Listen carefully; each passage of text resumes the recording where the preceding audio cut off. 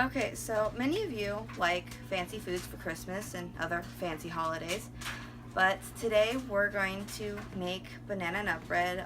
This is a recipe that's been passed down from generation to generation in my family, so we're gonna start out with what we need for this amazing bread. So we start off with a spatula to help with mixing, a banana. It doesn't really care if it's green, really yellow, or starting to turn brown. We need all-purpose flour, chopped walnuts, regular walnuts work too, eggs, vanilla extract, banana extract, and black walnut extract. We need salt, sugar, baking soda,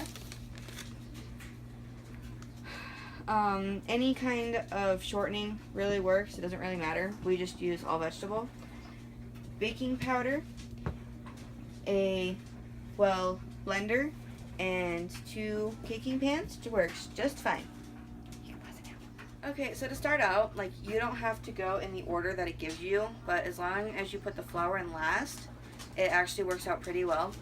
But for us, we normally start out with putting in the banana. Doesn't really matter if you break it apart or not. Don't worry, I washed my hands. So just put the banana in the blender. Just throw the peel aside. Go into chickens later. And then we have a 1/3 cup of shortening.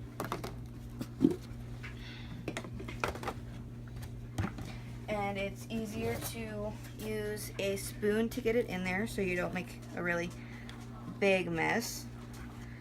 Scooping it into the cup from just the container is very difficult, and you get a lot more than needed, but you still argue with it. So when you get it all packed down, you put it into the blender.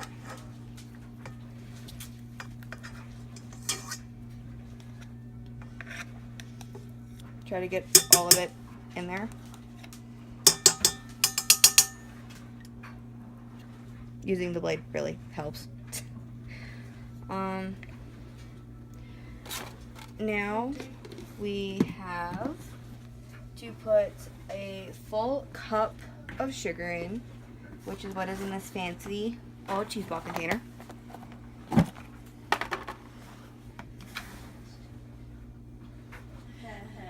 Pour that into the blender.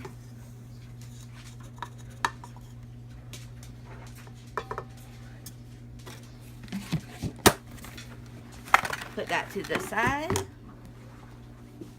And now 2 eggs. It doesn't matter if they're whites, colored, duck, chicken, goose. Might taste a little different with goose and duck, but it's pretty much the same thing.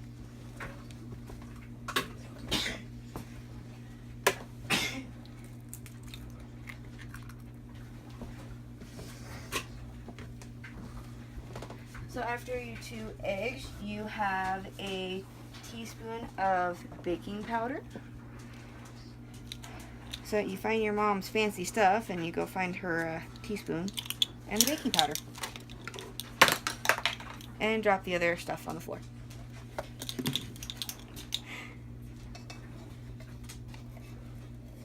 So you get your baking powder in there. Put it with the rest of the stuff.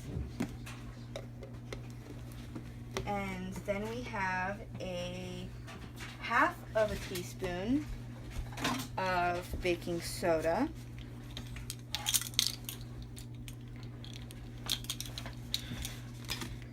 Which comes in the fancy box.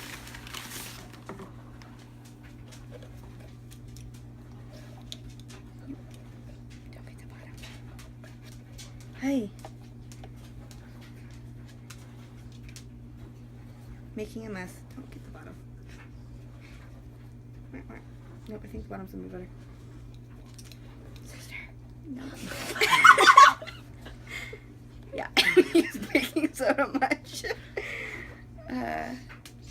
face is already wide enough.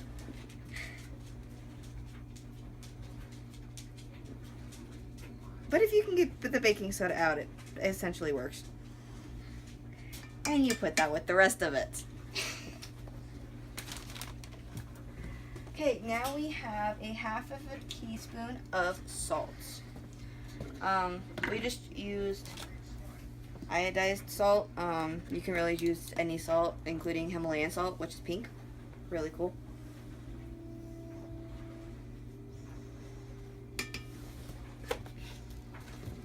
And then we have half a cup of chopped walnuts.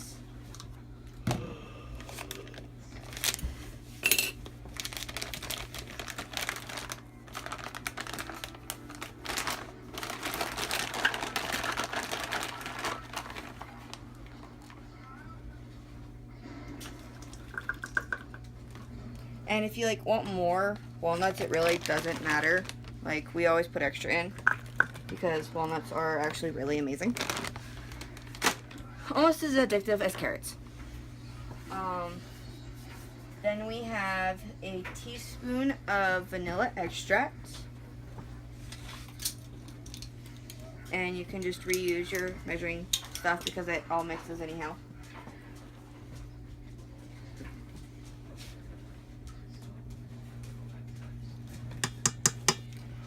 I would recommend that if you're using Mexican vanilla extract that you use a little less because that stuff is really rich and very strong.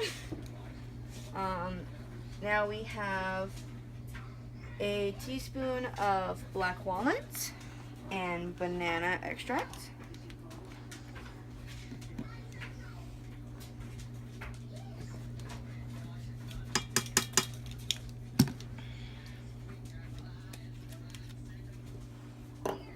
And before I started this project, I started the oven at 350 so it can be preheated.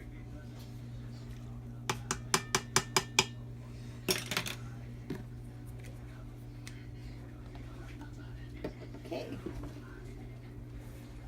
And now I would mix before you put the flour in, otherwise it becomes a mess. So start off on slow.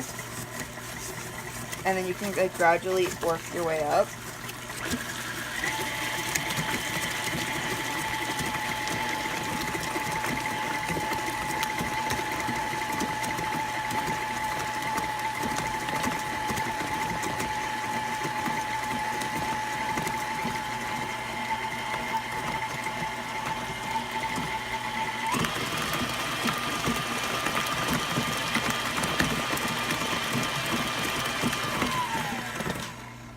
Now that that is well and mixed,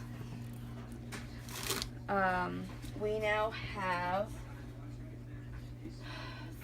1 3/4 cup of flour.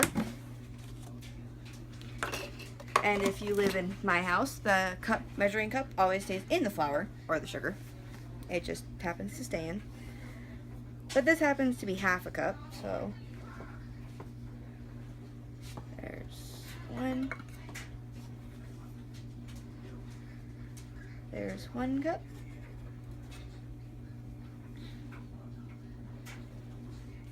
And a half. And 1/4 right here.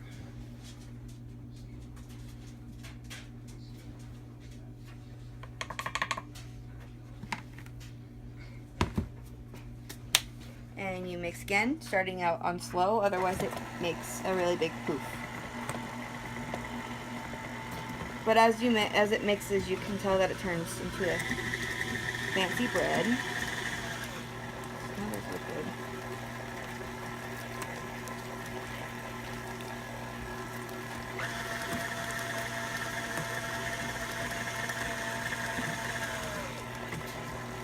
So my mom added a new thing to the recipe, which I didn't know about, which is why it doesn't look kind of like gravy. I guess that's how you explain it.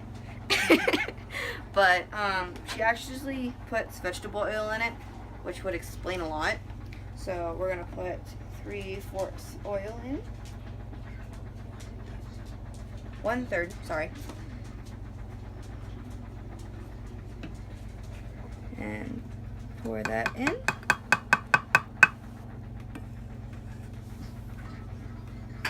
Put that aside and mix again.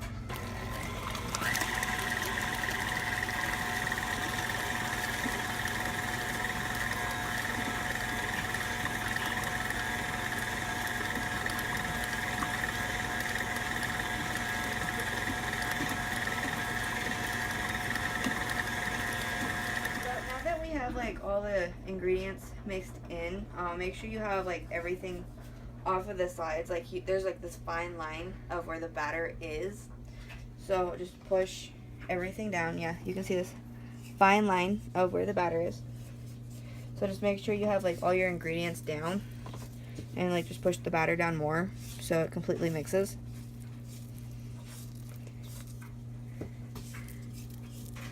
And let it mix a little bit more.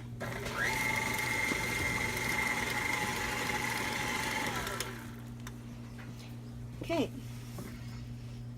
you unlock this thing. Yeah, make sure that thing is locked, otherwise it becomes very dangerous, especially when you have a little sibling that likes playing with things.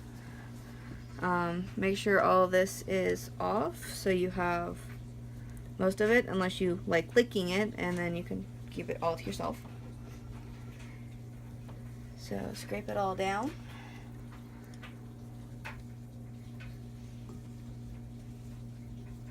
Unlock the bowl, and you can do this like however you want, but normally I'll just fill them to a certain amount, so then you can get like, depending on how much you put in depends on like how full like they actually get, but it also depends on like how much bread you want.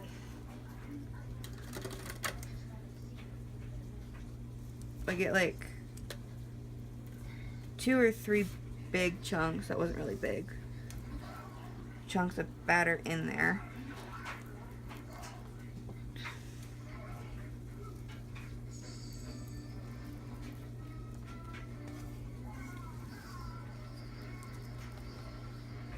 Or just a whole bunch of little ones.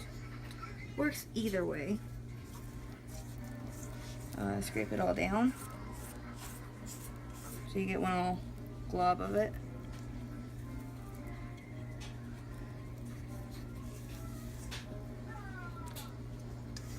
Finish putting it in. Put your bowl aside to lick or clean, whichever you prefer. Spread it well so it's pretty even, because lopsided bread is very interesting.